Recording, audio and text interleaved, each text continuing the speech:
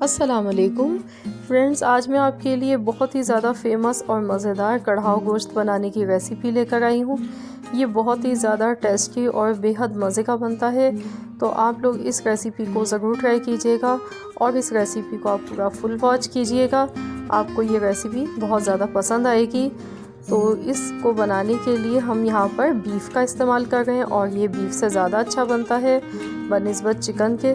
तो आप इसको बीफ से या मटन से बनाएं, बहुत टेस्टी बनता है। मैंने 750 ग्राम यहाँ पर बीफ का गोश्त लिया है। तो इसको बनाने के लिए 1 कप मैंने कुकिंग ऑयल लिया है और उसमें मैंने यहाँ पर 2 मीडियम साइज़ की प्याज ली है। तो मैं इसमें से थोड़ी सी प्याज बचा लूँगी। ये देखिए, मैंने बाकी तमाम प्याज डाल दी है और थोड़ी सी प्याज को हम बचा लेंगे। तो हमें इसको हल्का सा फ्राई करना है प्याज को। तो इसको लगातार चम्मच चलाते हुए फ्राई करेंगे ताकि ये इवनली सब जगह से अच्छे से गोल्डन कलर हो जाए। तो देखिए, मैं इसको अब निकाल लेती हूँ। प्याज का गोल्डन कलर आ चुका है और अब इसी ऑयल में मैंने आधा कप मखाने लिए हैं, इनको हम फ्राई कर लेंगे। तो इनको हल्का सा हमें फ्राई कर लेना है और इनको भी हम निकाल लेते हैं।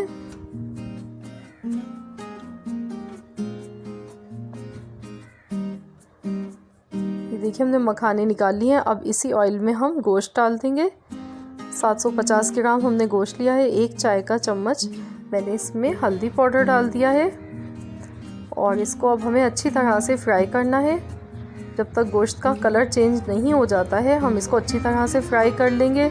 और आप चाहें तो आप इसको मस्टर्ड ऑयल में भी बना सकते हैं। तो गोश्त को हमें अच्छी तरह से फ्राई कर लेना है और साथ ही में मैं इसमें कुछ साबुत गरम मसाले डाल गई हूँ। तो देखिए, मैंने यहाँ पर सब्ज़ी इलायची ली है 7 अदद और काली मिर्च है, थोड़ी सी लौंग है, 2 बड़ी इलायची है और 1 तेज़पत्ता। तो इन तमाम चीज़ों को अच्छी तरह से हम ऐसे ही पकाएंगे।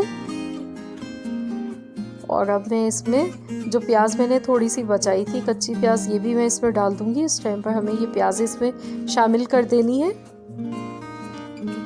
और साथ ही में लहसुन अदरक का पेस्ट डाल देंगे 2 चाय के चम्मच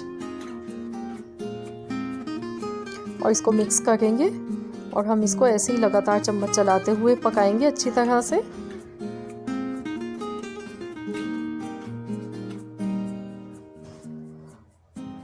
और इसकी कढ़ाव गोश्त की ख़ास बात यह है कि इसको लोहे की कढ़ाई में बनाया जाता है और ये बहुत ही टेस्टी और बहुत मज़े का बनता है।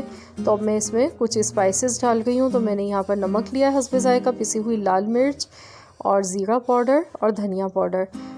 1 चाय का चम्मच भर के मैंने धनिया पाउडर लिया, आधा चाय का चम्मच ज़ीरा पाउडर और 2 चाय के चम्मच पिसी हुई लाल मिर्च।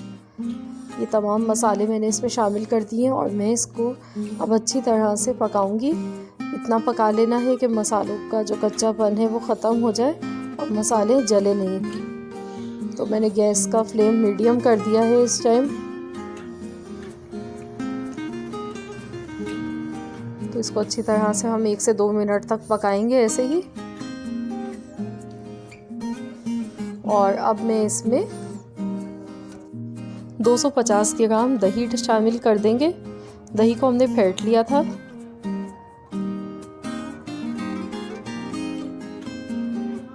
इसको मिक्स कर लेंगे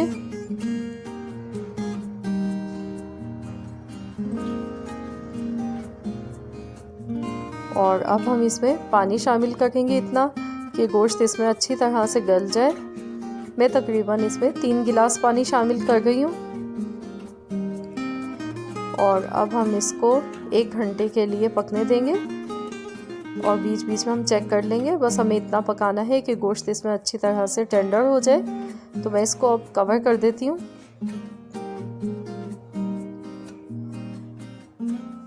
और अब हम इसको 1 घंटे के बाद चेक करेंगे। तो देखिए, यहाँ पर जो हमने प्याज को फ्राई किया था मैंने इसे मिक्सी जार में डाल लिया है और 2 टेबल स्पून मैंने खसखस ली है। खसखस को धोकर हमने इसकी मट्टी अच्छी तरह से निकाल ली है। 2 टेबल स्पून खसखस है हमारे पास और वो प्याज है जो मैंने शुरू में आपको दिखाई थी, फ्राई की थी। और 2 टेबल स्पून मैंने पिसा हुआ खोपरा लिया है। 2 से 3 खाने के चम्मच है ये हमारे पास तकरीबन। तो अब इन तीनों चीज़ों को हम थोड़े से पानी के साथ इसको अच्छी तरह से ग्राइंड कर लेंगे। तो ये देखिए मैंने इसको ग्राइंड कर लिया और एक फाइन सा इसका पेस्ट बना लिया है। तो देखिए यहाँ पर 1 घंटा हो चुका है पकते हुए, इसको अब हम चेक कर लेते हैं।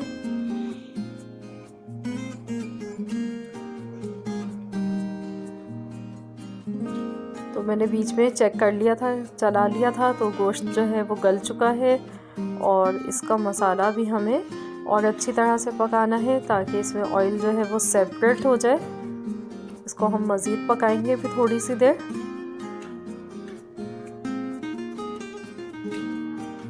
इसको मैं 5 से 10 देखिए मिनट हो गए हैं इसको पकाते हुए और ये देखें इसका ऑयल जो है वो अलग से सेपरेट होने लगा है। इसका मतलब है कि मसाला जो है हमारा वो अच्छी तरह से भुन चुका है।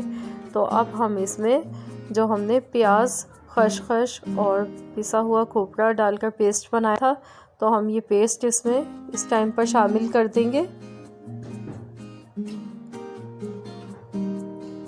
और इसको मिक्स करेंगे।